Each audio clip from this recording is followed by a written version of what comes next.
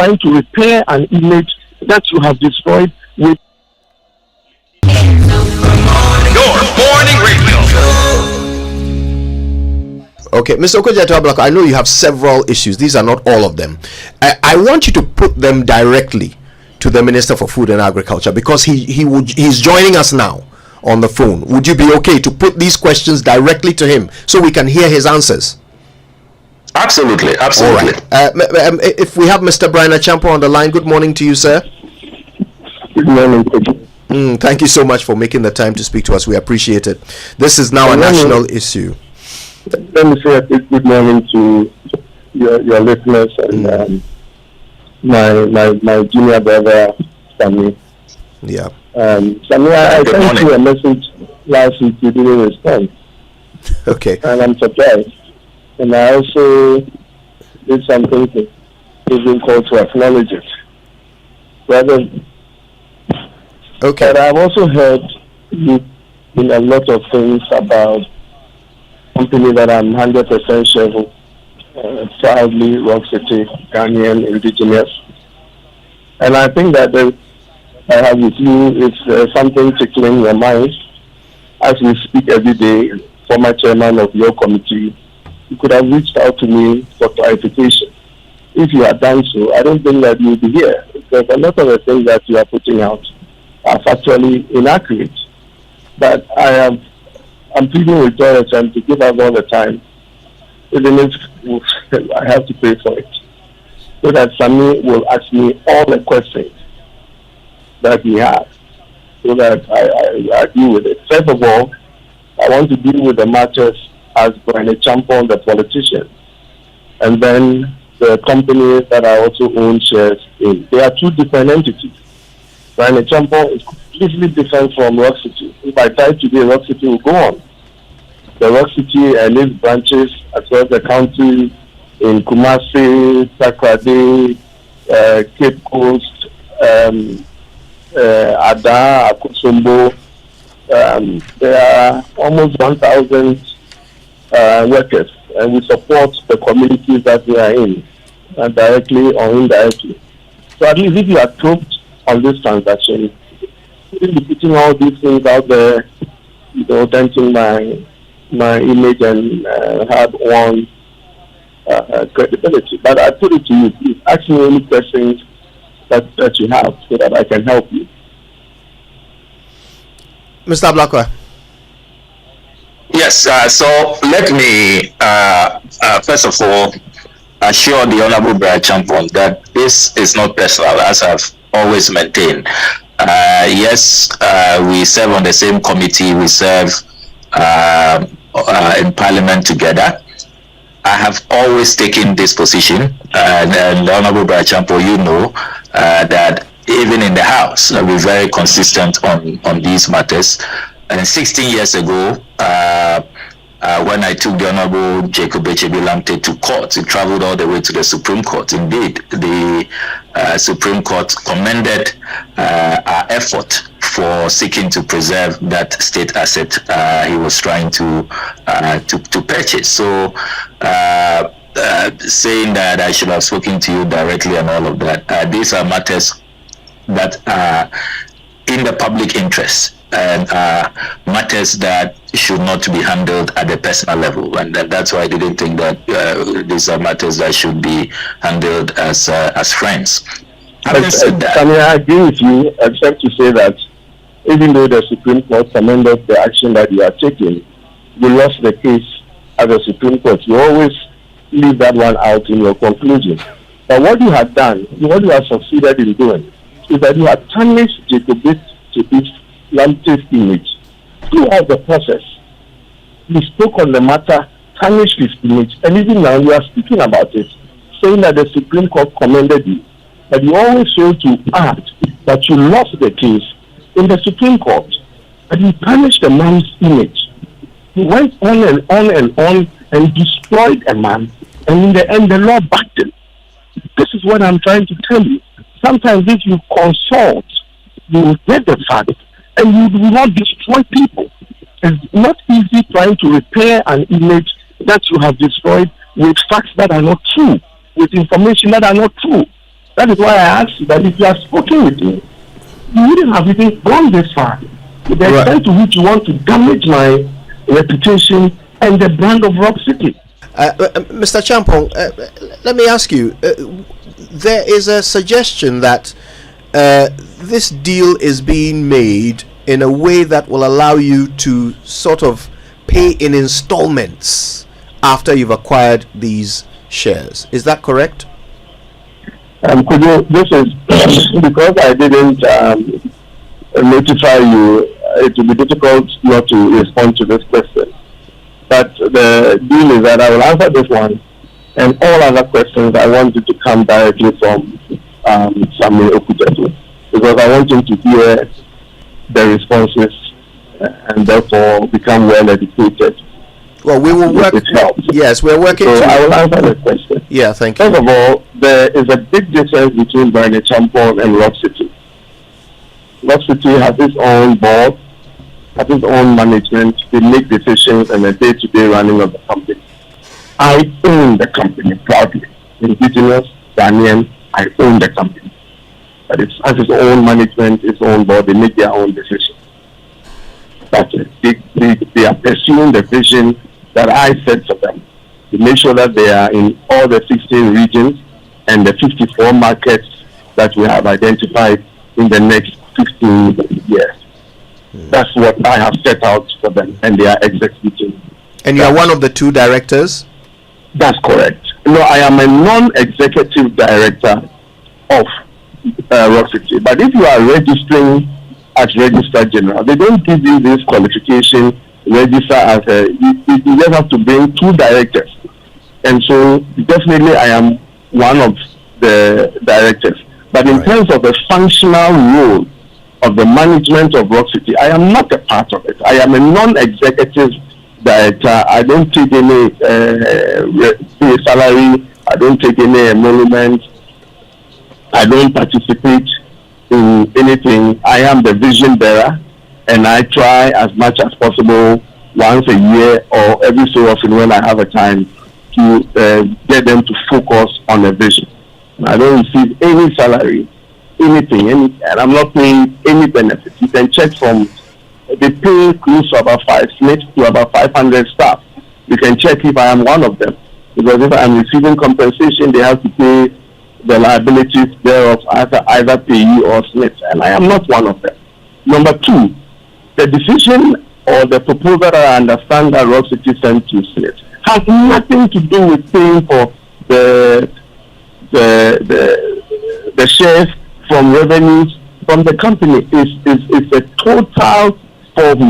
I don't think that the competent people of SSNIT, including the board and the transaction advisor, will allow for such, forgive me, nonsense to happen. That you can walk into a company and then run the company and use the revenue of the company to pay for your shares. That would be madness. Okay.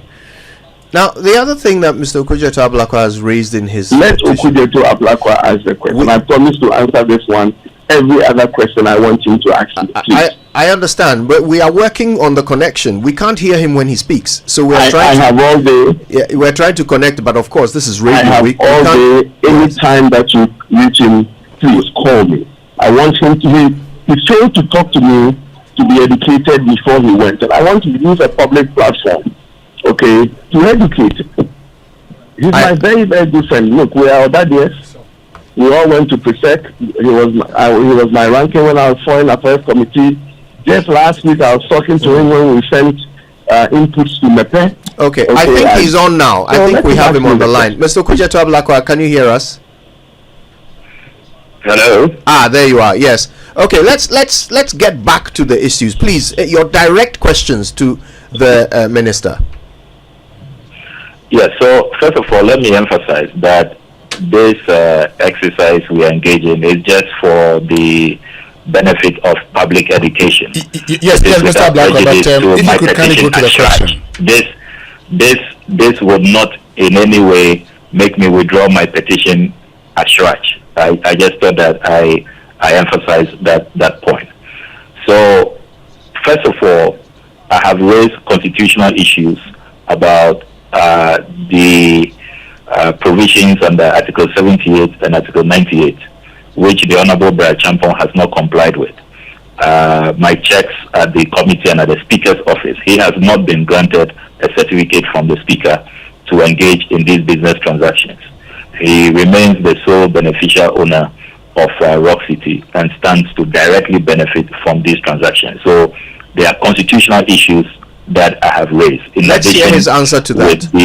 With the abhorrence that I think we must all have when public officials decide to annex state assets. Right. So shall we hear his answer to that? That's the first issue. Yeah, let's hear his answer to that, Mr. Acheampong. Thank you, Sami. Sami, first of all, we have succeeded in pooling the data of all 275 members of parliament who own shares in companies in Ghana. And they are way more than the 47 that you are talking about. I'm talking about those who have certificates. Because the issue is about it's all about beneficial owner or shareholder. Beneficial owner simply means shareholder. Owning shares in Multimedia, Rock City, MTN, Unilever, FanMilk. If you own shares in this company, you don't go to Speaker for permission to own shares in this company. If you are a non-executive director of a company, you don't go to the Speaker to seek permission to be able to do that. In the case of Rock City, I am a shareholder, 100% shareholder, and I was shareholder of this company before I became minister. And in Ghana, those who know Rock City know that it belongs to BRYAN Acheampong. And I am not I'm not occupying an office for profit in Rock City, and I am not receiving a monument. But you are the director. But I am the director. I am the no. From the incorporation articles. Hold on. You are the director. If you go to hold on, be patient, please. If you go to Registrar General, the forms ask for 2 directors. I am one director and another person. But in the functional role that I will receive emoluments or occupy an office for profit in the organization, or my activities in the organization will prevent me from doing my work in Parliament or as a minister, does not come in. So being a director, as per Registrar General's documentation, and functioning as a non-executive director in the functional role are 2 different things. So, Sami, you don't, and I have all the list of the NDC MPs who own shares in companies but don't have certificates from the Speaker because of their roles in these organizations. So please, stand educated on that. I understand that if you occupy an office for profit, and if you occupy a role that gives you money, not dividends, or not a growth in the company that will benefit, we are talking about roles that conflict with your role as a minister and the time that you should be serving in Parliament. You are out there doing your private business. That is what the Constitution frowns on. And in this case, Sami, I don't receive anything in terms of occupying any office to receive an incentive from Rock City. Yes, I am the shareholder, and there's nowhere that says that if you are a shareholder in any organization and you're a member of Parliament, you have to go to the Speaker and collect a certificate. That is not the case, Sami. Mr. Blakwa. He clearly has not addressed the issue. You are not only a shareholder, you are also a director. You are trying to the Registrar General's documentation, they don't give a description of, they ask you to present 2 directors at the point of registration. So yes, I am a director, but the functional role that gives me benefits of occupy an office for profit in Rock City, I mean, that is not the case. And you can check with the GRA whether I'm paid and therefore they pay my PE, or you can check with SSNIT whether I'm paid and therefore they pay my SSNIT. That is not the case. I don't occupy an office for profit in Rock City. Shall we move on to the next issue? I've checked all of that, and you see in the petition. You have checked that I am a manager? that all of these matters, I'm clear in my mind that you should have sought the permission of Mr. Speaker. So it is a matter that Shraj is seized with. Shraj will make the final determination. It's not about I'm saying that other MPs may be in your position and they have not applied to the Speaker. Does not absolve you. You had an obligation under the Constitution. Shall we move to the next issue, the Speaker's permission, and you didn't. So it's a matter that Shraj will determine fully. Okay, so shall we move to the next issue, please? We can leave that for Shraj. Okay, let's move to the next issue. Mr. Blakwa. So is he suggesting that he wants to leave all his other questions to Shraj? I don't understand. Mr. Acheampong, I think there are other issues. So, Mr. Blakwa, what's the next one you'd like to hear? I'm trying to educate this man, and he's saying that when he gets the answers, we should go to Shraj. Mr. Acheampong, please. I think to be fair, there are questions. So if you can be patient and hear them. Yeah, Mr. Blakwa. The other issue I have raised in the petition relates to how skewed the process is, particularly without recourse to due process. I have stated that SSNIT dealt with all the 6 hotels as though they were the same. The Rich Royal Hotel has minority shareholders, and there ought to have been a shareholders meeting and a shareholders agreement for all the shareholders to agree to this transaction. That was not done, and that is why lawyers of Ridge Royal have protested. And indeed, that protest has led to SSNIT now belatedly on the 27th of March writing to the minority shareholders that they should now exercise their first right, which should have been done much earlier. So when I talk about the arm twisting, when I talk about how the processes were skewed, and indeed TUC also addresses this point yesterday when they say that SSNIT wrongfully treated all the hotels the same way, and it points to a clear abuse of office, skewing the process, disregarding lay down procedure to favor a certain outcome. And I think that if you look at how SSNIT is now acting belatedly, now writing to the minority shareholders, it vindicates this point that I make. So that is the second issue. The procedural ills, if you like, skewing the process, disregarding minority shareholder rights, and arm twisting to achieve a certain outcome. Right. Mr. Acheampong. Okay. Thank you. This is a question that SSNIT must answer, and Rock City must answer if they know anything about it. But, so far as I've been briefed, let me try and help me. First of all, the Ahoy Plaza that owns 5% of Ridge Royal. The Ahoy owns 5% of Ridge Royal. Now, in the shareholders agreement, it states that when they want to sell, it is Vanef and Ahoy Plaza owning 4%. So the minority shareholders are two. There are two. Vanef and then Ahoy Plaza. So 4.9%. Let me, so that the interview is short, let me use Ahoy as a proxy for the minority shareholders. Now, the Ahoy that... Actually, the Ahoys have only 0.3%. It doesn't minority shareholder within the minority group is proxy for minority shareholders. So allow me, please. The Ahoys that own the minority share, the shareholder agreement is in place. They have a shareholders agreement. And the shareholders agreement states that if SSNIT wants to sell, okay, they have to give them the first right of refusal. And that is in the shareholders agreement. So it is not true that there is no shareholders agreement. There is a shareholders agreement. and it enjoins. I have said that. I made reference to the shareholders agreement. I've said that. And it enjoins them to seek. Now, it doesn't stop SSNIT from looking for buyers or strategic partners for their shares.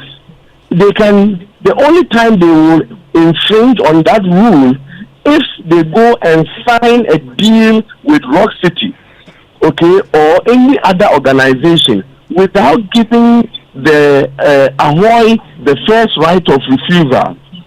And so I am looking for, if I am SSNIT, I am looking for a buyer. I have one, but I'm not signing a deal with them. I go back to my minority shareholder and say that, look, my guy, this is my offer that I am putting out. Are you interested? If today the minority shareholders say that they are interested in SSNIT's offer that they gave them, there will be no deal with Rock City. There will be no deal with Rock City. And that is why I told, and you have a copy of the letter, SSNIT wrote to them that I want to sell my shares, I have a buyer, but you and I have an agreement that says that I have to give you the first right, and within 45 days, if you don't respond, I can now go and take the buyer. And that is exactly what SSNIT has done. It doesn't stop them from going out there. So what if they went to the Ahoys and then asked them to buy and they cannot buy? Are they now going to start the process? So whether they started the process before and they started the process after, what is important, Sammy, is that at least they notified them, they triggered the agreement between the two of them, okay? And it is only when they are not able to fulfill that arrangement is when they can come back to their now new buyer and say that, okay, you now can go ahead with the deal. So that is what the transaction is, Sammy. Nothing has been infringed. The way I have been briefed and the way it has been presented, nothing has been breached. They have written to them. And if they want to take it and they take it, there will be no deal. In fact, I don't know how the Ahoy in this case got the 5%. We can always go into that, the processes that led to. But there definitely was a shareholder agreement or some form of agreement that led them to get that 5%. So, Sunny, nothing has been breached. Nothing has been signed. When the minority shareholder, the Ahoy, refuse to pick up the offer, SSNIT has the right to go anywhere to look for buyers. Mr. Blakwa. So it is not for the Honorable Acheampong to determine that there has been no breach. You asked me. If you look at the letter from the lawyers of the minority shareholders, Vanef Company Limited and Ahoy Plaza Limited, dated 10th May 2024, the litany of breaches are enumerated, and I have attached these letters from the lawyers to the petition. So again, SHRAJ will make that determination. It is not for the Honorable Acheampong to make a decision and to say that there has been no breach. If you look at the letter that I am referring to, you see that the lawyers for Vanef Company Limited and Ahoy Plaza, they state emphatically that, for example, further to our client information, on the 12th of March 2024, a meeting was held with the head of investment at SSNIT, Patience Owusu, where our client informed the SSNIT representative that they would buy SSNIT shares and so the exercise to sell off SSNIT hotels should exclude the Ridge Royal Hotel. Since the idea of purchasing the catering rest house, now the Ridge Royal Hotel, was solely our client's idea. Unfortunately, SSNIT did not write to our clients as promised by the head of investment at the said meeting. Our clients further instruct us to state that they only this week finally received a copy of the said letter notifying them of SSNIT's intention to sell their shares. What is the relevance of our client's instructions? No shareholders meeting has been held to discuss the sale of SSNIT shares in Ridge Royal Hotel. So there are a litany of breaches which violate the 1999 shareholders. With the 1999 shareholders agreement. And it is not for the Honorable BRYAN Acheampong to say that there haven't been breaches. So this is certainly one of the matters that SSNIT will be making a pronouncement on. Oh, so which, I mean, the quick one. Point of order here. Are you saying that you are advocating for the Ahoy as a minority shareholder? If the minority shareholders have an issue, why don't they just go and deal with their SSNIT? How does SSNIT come in on a corporate matter? I mean, are you now advocating for the minority shareholders? I don't understand, Sammy.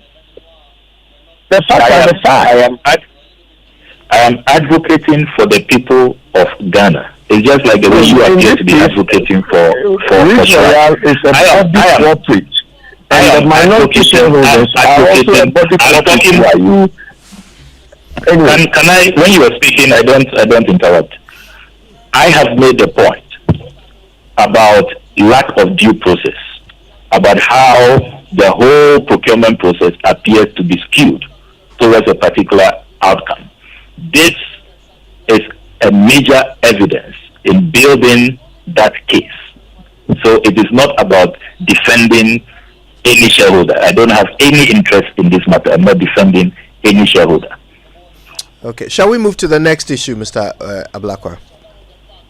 Yeah, Kojo, I have also stated in the petition that SSNIT and Rock City appear to have an unholy alliance.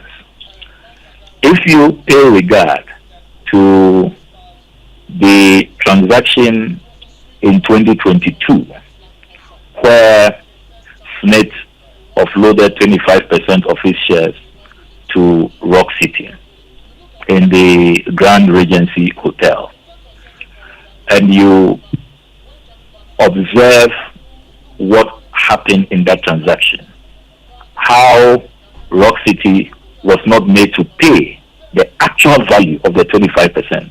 The 25% of SSNIT's shares was valued at 8.6 million Ghana cedis at the time. And yet, in a bizarre preferential treatment, Rock City was allowed to pay below value, 7.4 million. And even that, from my whistleblowers, Rock City was then later on allowed to pay in installment. So one, they refused to pay the value, the actual value of 8.6 million. They said they will pay 7.4 million. Even that, they are paying in installment. And they also refuse to peg the transaction to the dollar. SSNIT had made that recommendation and Rock City refused. If you read the minutes of that meeting which I've put out. And I have made the point that if you look at this history, there is no way we will be guaranteed value for money. Already, there are issues to do with the valuation. The Properties Department of SSNIT was not allowed to carry out its internal valuation. The recommendations from the transaction advisor are not being followed. Which one are you talking about? You are obfuscating the issues. If we are talking about the Kumasi, can we deal with it? Then we can come to another. Yes. So Kumasi is important because Let me deal with the Kumasi matter. If we can hear the full question from Mr. Blakwa, then we can hear the full answer because from what Mr. he's trying to do in propaganda, we call it stacking. Okay, you bring a matter that is not true and you continue to repeat it until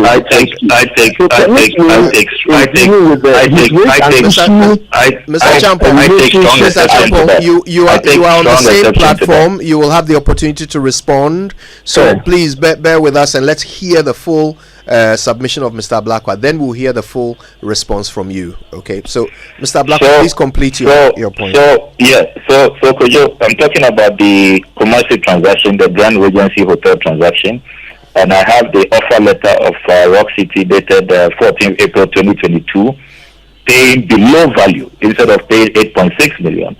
They were allowed to agree to pay 7.4 million, and allowed to pay that in installment. And I've also produced the minutes of negotiations leading to that shortchanging of Ghanaian workers dated Wednesday, 16th March 2022. And these are all contained in my petition to SSNIT.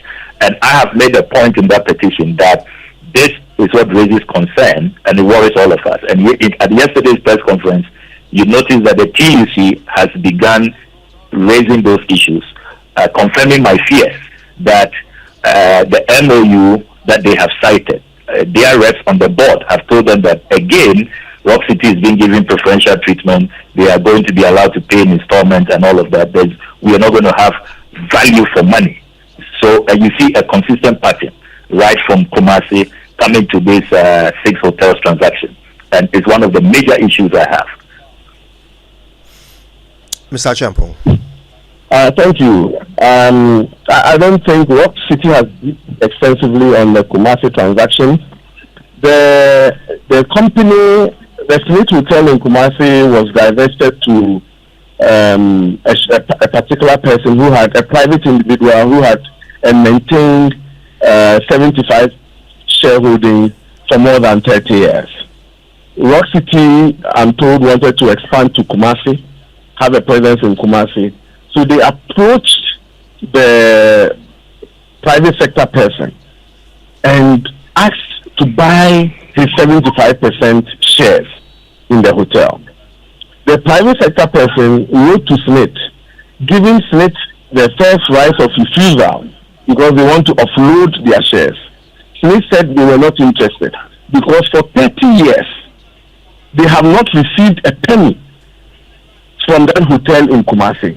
Pensioners have not received one kobo, one peswa from that facility in Kumasi. So they are not interested in buying the 75% shares. Now, Rock City now went ahead and agreed with the private sector person to pay $3 million for 75% shares in the company. The private sector person, they paid him $3 million. At the time, the transaction was pegged to the dollar. Now, when they finally got the shares and now became a majority shareholder by acquiring the interest of the majority shareholder with the private sector person, there's J. Stanley Owusu, that is the name. He's a big waste management contractor in Kumasi, and everybody, those who know him. Anyway, when Rock City became a majority shareholder in that company, they now approached SSNIT that we have acquired, and you are aware, 75% shares in this company. We want to buy your shares. So they entered into negotiations. And the most fairest negotiation was that, I'm told, that Rock City then presented what they paid to the private sector person, that we paid $3 million. So it would be fair that we pay 25% at $1 million, Rock City tells me.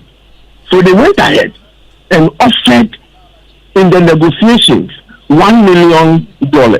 At the time, the $1 million that they offered was 7.1 million Ghana cedis to the dollar. So they went into the negotiation and SSNIT accepted the offer of $1 million pegged to at 7.1 million Ghana cedis. Then when SSNIT, after 2 months, when they wrote to Rock City, the figure had moved from 7.1 to 7.4 because the dollar rate had increased at the time. They said, the Rock City said, in the letter that Samuel Okudzeto is holding, he says that we negotiated at 7.1, but in writing to us, you have increased it to 7.4.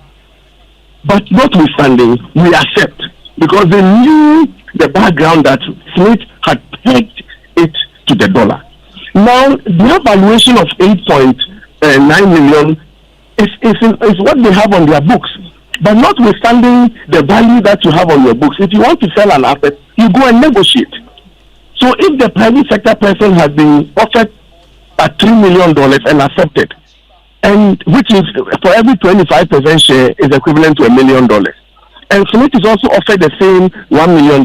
Wherein lies the short changes? So the fact that you have a value of an item at 8.4, and you go into negotiations and achieve 7.4, because the benchmark on the market is really what the private sector person has offered, at least at the barest minimum. Wherein lies the strong words of shady meetings, bizarre preferential treatment, and unholy alliance. Sammy, knowing this, will you still use these words? Mr. Blakwa. Let me read from page 2 of the intercepted meeting on the negotiations, which totally disprove what the Honorable BRYAN Acheampong is saying. So this is Mr. Osafumafu's speaking. SSNIT proposition on the sale price. Mr. Osafumafu stated that the trust had an independent valuation done, and the value of the trust 25% was 8.6 million Ghana cedis. Consequently, SSNIT cannot accept RCG's offer of 5.6 million for SSNIT's 25% equity stake. An agreement has been reached between RCG's proposed offer of 5.6 million and SSNIT's proposed sale price of 8.6 million. So you see from this minute that Mr. Osafumafu, who was then Deputy Director General for IDD, confirming that the actual value is 8.6 million. BRYAN Acheampong's Rock City refused to pay this actual value. And that's why I insist that Ghanaian workers were shortchanged. We lost at least 1.2 million. You didn't pay the actual value, and that is why all of us are concerned, including organized labor. Again, come to the 6th paragraph of this document, when the Honorable BRYAN Acheampong suggests that they did this transaction dollar denominated. It is not true. Let me read from the 6th paragraph. Mr. Samuel Chum, at the time was General Manager of SSNIT. He has retired. This is what transpired at the meeting. Mr. Chum followed with a suggestion that the sale price should have been in United States dollars and pegged at the current dollar rate to the cedi.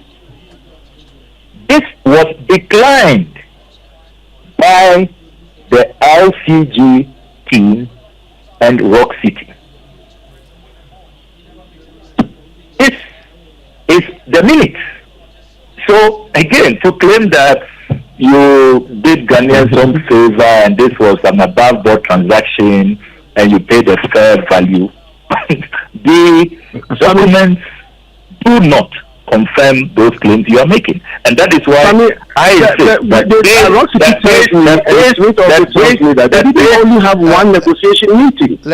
You should get. You see, there were several negotiations, and you only have 1 minute of the meetings. There was a lot of back and forth. How do you know what that happened? How do you know what that happened? No, I have been how do you know what that happened? If you go to, I challenge you. I also have, and I want the whole world to go to this. If you allow me, I want the whole world to go to letter. The final letter that Rock City wrote to state on this matter. You did not pay the real value. You didn't. You didn't pay the 8.6 million, which is the actual value of the 25% share. We have just about enough time to hear Mr. Acheampong's final response to Mr. Okudzeto blakwa. We have less than 2 minutes to go. So, Mr. Acheampong, I'll give that to you to respond to Mr. Blakwa's point there. Kojo, Rock City tells me, and SSNIT confirms to me, that they had several negotiation meetings. One of the minutes is what Mr. Okudzeto has. In the final negotiations, that they reached an agreement the agreement is what Rock City fulfilled.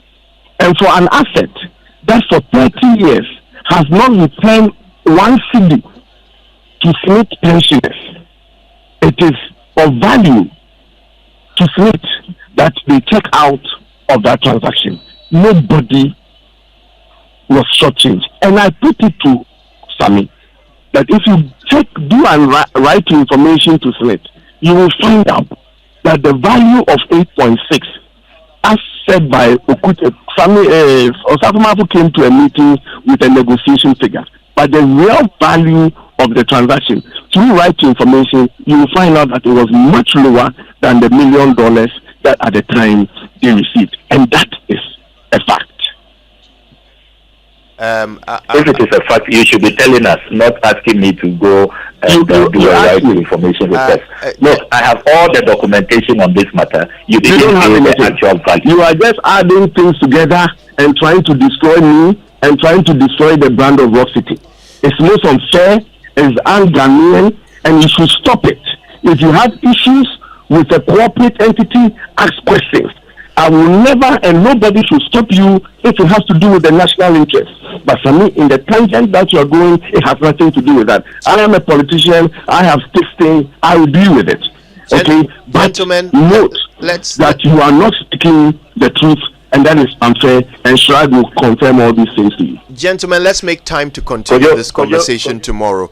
Our time has run out completely. We have to move now to a live event that we are covering. But if you can both promise that we will continue this matter tomorrow with ample time for all issues to be raised, all evidence to be presented, we would love to do that for the benefit of the Ghanaian people who have been listening to you this morning. So Mr. BRYAN Acheampong, Minister for Food and Agriculture, Mr. Samuel Okudzeto blakwa, Member of Parliament for North Tongue, I thank you both very much for your